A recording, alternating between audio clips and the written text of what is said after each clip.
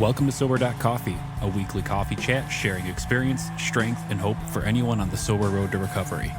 You can download Sober.Coffee weekly on all podcast platforms and check us out on Instagram at Sober.Coffee Podcast and on Twitter at Sober.Coffee Pod.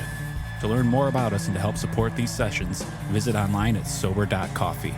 Here are your hosts, two guys on their own path to recovery, Mike and Glenn. Let's join them at the coffee shop. Glenn. What's up, Mike? What up? Good morning, brother, again. man. We got our favorite table at the coffee shop again. Right. I got plenty. I have to start drinking, man. I've been talking too much. I saw my picture on Instagram the other day. That was kind of weird seeing it. Dude, that was amazing. Isn't it great? Isn't that a great know. picture? Mikey being Mike. Yeah, right. It's funny stuff. Funny stuff. It's crazy So- what happens out there on Instagram. I know. So we're back at the shop, loving it. Another week has gone by, and I don't know. You know, our kind of looking at some of the feedback we've been getting from people who email into you or Instagram message you or Twitter respond to you, however all that happens. All the above. You know, I'm Air, just, land, and sea. yeah, I feel grateful that you know, our goal is not financial in any matter. It's just to help the next struggling person with their decision in life to either continue drinking, not drink, whatever. You know, if I could take the mess that I was and turn it into a message of hope to one person, and I know you feel the same way, it's a success. So thank you, everyone, for listening, and especially thank you for shouting out to Glenn, because we get to engage with people, and then that's our purpose. Yeah, I certainly love the engagement. And our objective, when Mikey and I first sat down, early 2021 at a dinner and kind of, brainstorm. He strong-armed me. He sideswiped me. Well, I sideswiped Mikey to do. Yeah, Mikey, I got to just maybe for, right. But our goal was to serve one person. Right. And we knew nothing about podcasts, nothing about, and I think that's probably obvious to some people, but we knew nothing about, and all we wanted to do was just share our experience, strength, and hope, with others on the path. And we had no idea where it's going to go, but we're not doing it for financial. We never did. We never will. And, but, at some point, we do follow the numbers to some point because we want to make sure all the wires are connected, right? We want to know, if we're doing something, we get 0 listeners, is it because we suck, or is it because the wire's not plugged in, right? Maybe just half of us suck. Yeah, so I'm just saying. Trust me, I know know which one. Yeah, no, I get it. So, we've tracked some numbers, but even this week, I've noticed, that if you listen on Sober.Coffee, our website, if you click there, we don't really get the count. So we're not doing it, to prove sponsorships or to make any money whatsoever. We make 0 from all that stuff. But we do have expenses. So if you want to buy us a cup of coffee, on the website, there's a GoFundMe There's page. a coffee kitty. Yeah, there's a coffee kitty, $10. I think the minimum for GoFundMe is $10. The funds go right into Production cost, and but it's pretty interesting because and we're not doing it for ego at all. We're not trying to be the Joe Rogan with the 3 million listeners. But I just sent Mikey a picture this week of a stadium filled with people, right? And I'm like, that's how many people we've touched, right? And you don't really think about it that way. We're really just trying to talk to you. Right? Somebody that's on the path and somebody that says, hey, I need some tips. I need some, I need a connection. I'm going through a tough stuff. Let me get on my head and jump on Sober.Coffee. But long way of saying this. September 2014 was my point of surrender, and people heard my story. But I went into this treatment center that this guy I had connected with, and I was thinking about living. I was getting out of a bad relationship, and I was getting in, I was going to go. I toured their sober living house and whatever, and then I relapsed really bad, and I called them up. And I sat down on a Friday afternoon. I sat down. The guy's name is Matt, and he's been on our podcast, Matt Goff. And I sat down on his floor, and I said, dude, I will do whatever you tell me to do. I just can't take that next drink. And he embraced that, and he got it. He was my higher power, my superpower. I followed him, everything he told me to do for 4 months. Anyhow, long story short, he was a counselor at Care Addiction.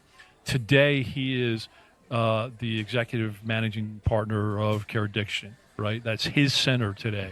And it's in Geneva, Illinois. He does It's on our website. Yeah, it's on the website. He does in person. He does a lot of IOP, alcohol addiction, drug addiction, different diagnosis, different assessments. He is an expert. I am here today because he embraced me and led me along the path, and I've stayed connected. So anyhow, he's looking to, always for more content, right? So he loves our content, loves our podcasts, and he said, hey, let's work together on some topics, right, that kind of support some blogs and content that they've going on that, so maybe we can just, with our coffee banter support him. So our topic today is kind of, launching what that looks like. And, from our expectation, nothing's going to change. Right. But he's going to tie in his blog post and expand his content for his thousands of people a day that look to his center for help. Right. Right. Yeah. No, it's great. It's great to work with Matt and Care. Yeah. So today's topic is one you brought up actually several episodes ago. You started peppering in this word because totally. I think, and it's so funny. I was just reading an article. It was on one of the major news things, and I forgot what the headline was, Glenn, but I read it last night. I should have saved it and forwarded it to you, but it was on one of the major news feeds. And it was from a 26-year-old, almost 30-year-old young lady who 4 years ago, so that would put her at 23, 24 years old, decided that alcohol was not her friend anymore, right? She defined herself as part of this movement called Sober Curious, right? And so, and it's so funny because in the article she goes, well, I looked to AA, but, it was a bunch of my persona, she said, was it's a bunch of 50-plus-year-old guys, who were train wrecks in their family. And I'm like, hey, wait a minute, I'm in the room, but awesome.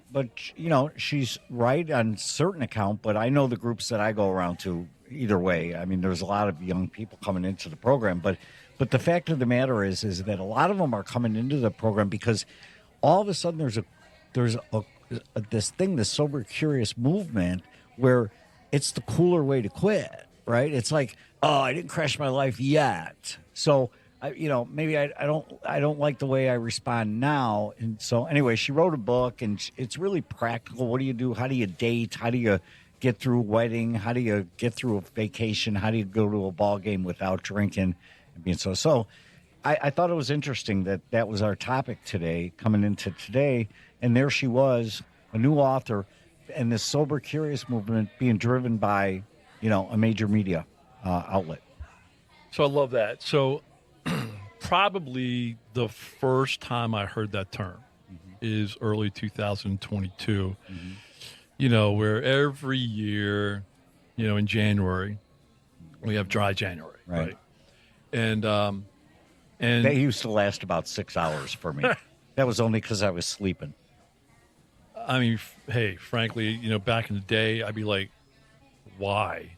What fools, Then I started to get it, and of course, I couldn't do dry January. I couldn't do dry 20 minutes, but dry January, right?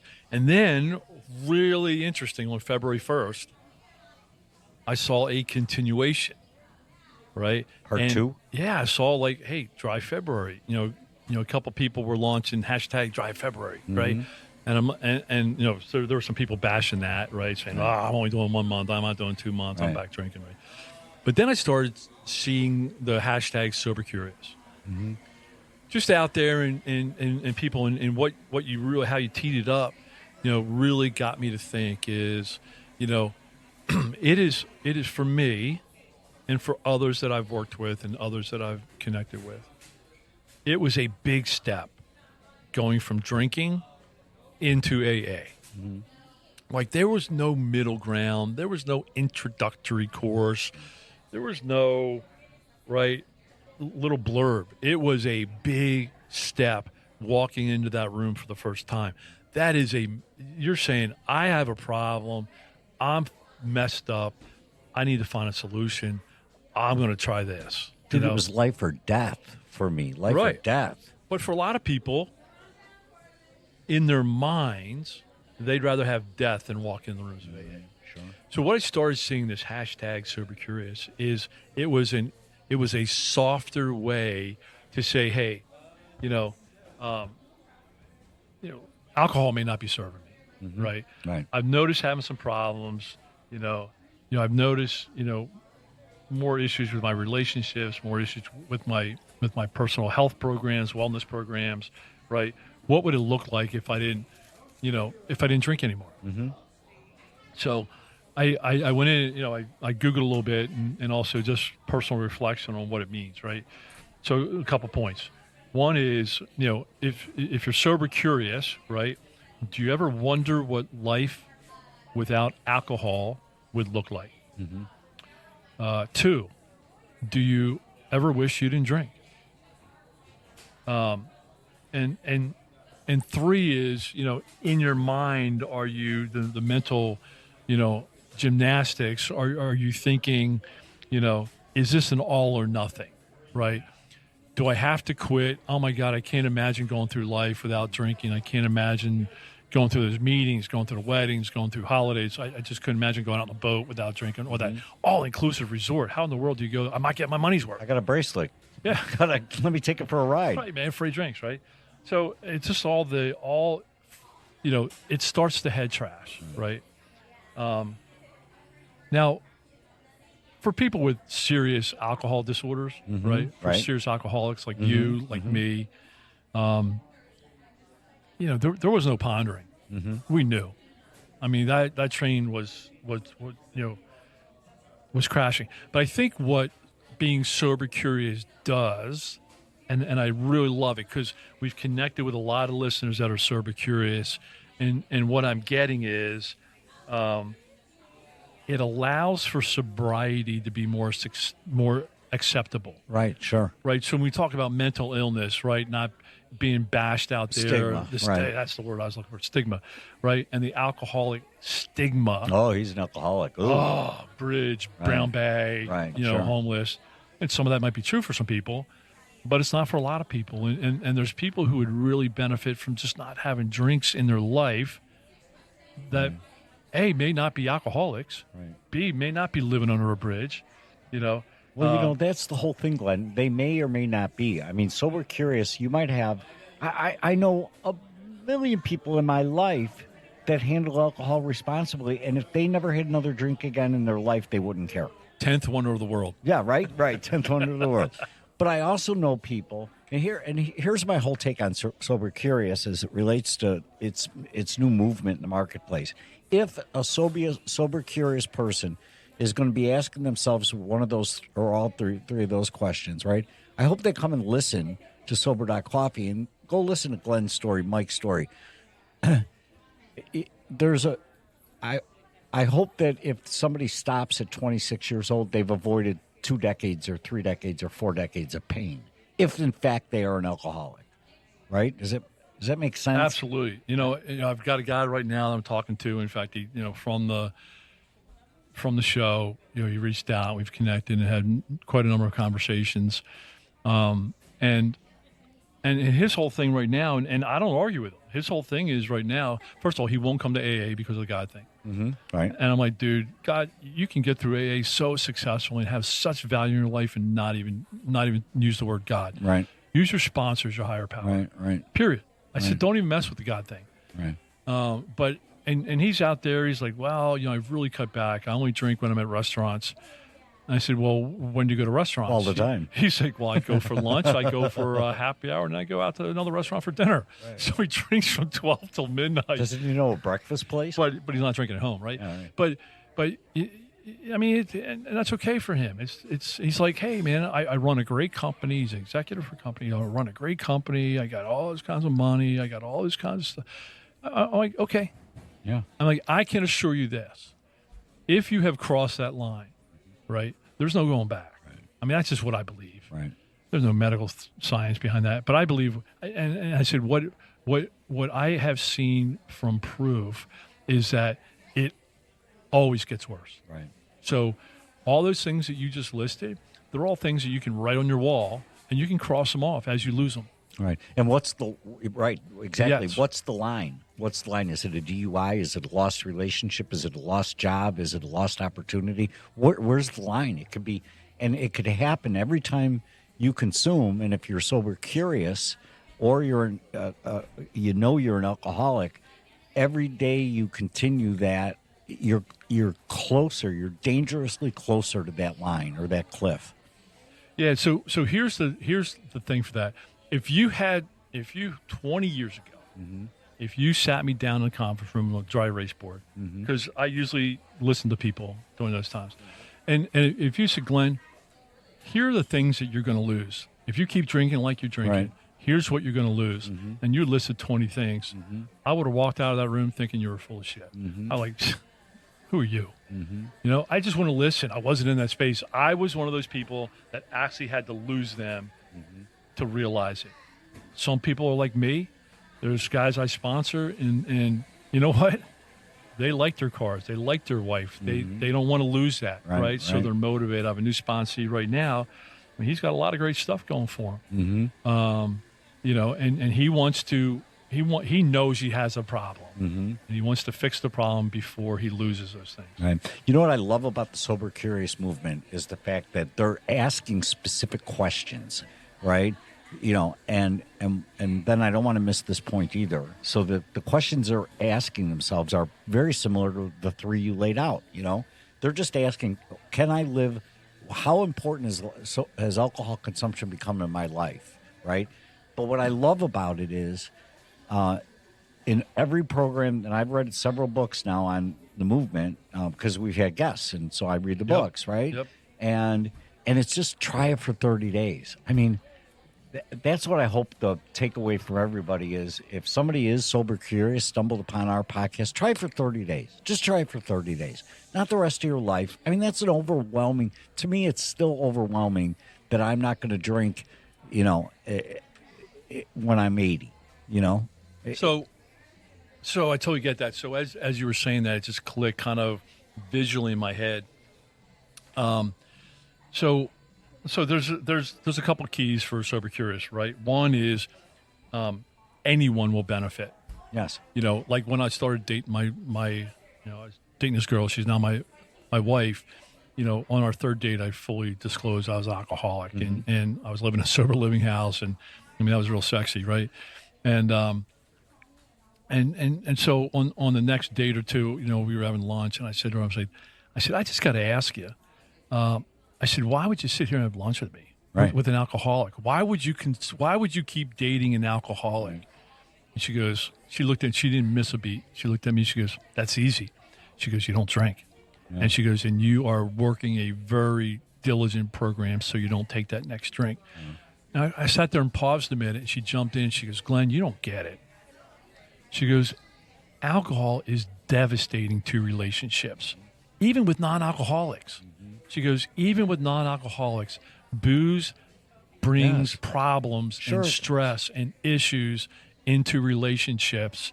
And she goes, I don't want to live that way anymore. I don't want relationships, to have problems with booze. Right. So anyone can benefit. Second thing is it doesn't need to be permanent. Just like you said, That's try right. it for 30 days. Right. Some people say a year, some people say 30, 90 days. Just try it. Right.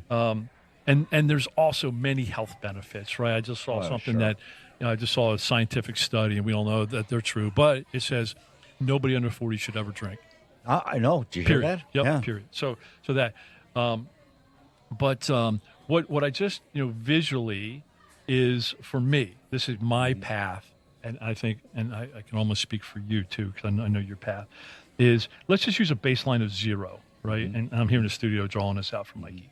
Baseline is 0. Drinking, let's just say I was, minus 25, right? Mm-hmm.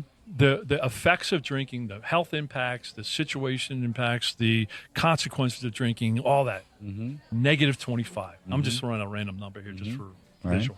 Negative 25, right? Right. Now, if I stop drinking, right, over 30 days, that negative 25 comes up to 0. Right, because you're not being pulled down by all the negative bullshit of drinking. That's right. There's no negative effect. Right. So what it does, it brings you to 0. Mm-hmm. What I and we have learned by working the AA steps of the 12 steps of Alcoholics Anonymous and changing the way we live, and we live better. We don't like living at zero. We are now living at plus 25 or plus 50 because of the positive consequences, the positive benefits of living a better way of life. Yeah. So it's. So do you want negative 25? Do you want zero, or do you want plus 25 or 50? And it's addition by subtraction. I mean, you've taken something out of your life, but let's say somebody's listening. They're like, yeah, okay. I don't think I'm an alcoholic, or I think I can control it. And yeah, there's some negative effects, right? Because obviously there's negative effects. I don't, like you said, even if you're a social drinker, if you drink only when you go to weddings, but you make a fool of yourself and your wife is mad at you after the wedding, it's negative effect, right? So you have this negative effect. But then let's say that, so now you take that out of the equation, you're back up to zero on your grid, but life improvement happens. That's the thing that I love about Alcoholics Anonymous. But let me say that before I lay that flag in the mud, is that you can replace it with any other self-improvement programs. I mean, go run, go write, go travel, go out to dinner with your mom. Do something beneficial with your time, even if it's only, even if you don't think it's a big deal in your life. Does that make sense? Totally makes sense. So, a couple to-dos, action steps, right. If you're out there sober curious, right? Mm-hmm. One is create a plan. Absolutely. What's it going to look like? How long am I going to try to go, right? And trust me, if you're saying 30 days or 90 days, mm-hmm. and your head is starting to fight with you, mm-hmm. and your head is saying, you can't do that. Yeah. You won't do that. Why do that? Yeah. You got a problem. You got to pay attention to that, right? That's right. Second thing is find a crowd. Find your community. Find your people. I just posted on my Twitter this week. I said, I have finally found my people mm-hmm. in life. Wow. And I'm getting chilled again. I'm getting chilled a lot these days. But I can't tell you what it feels like to walk into a room of people that understand me, accept me. We have a ton of similarities, and there's love and there's help for me with no expectations in return, mm-hmm. right? Mm-hmm.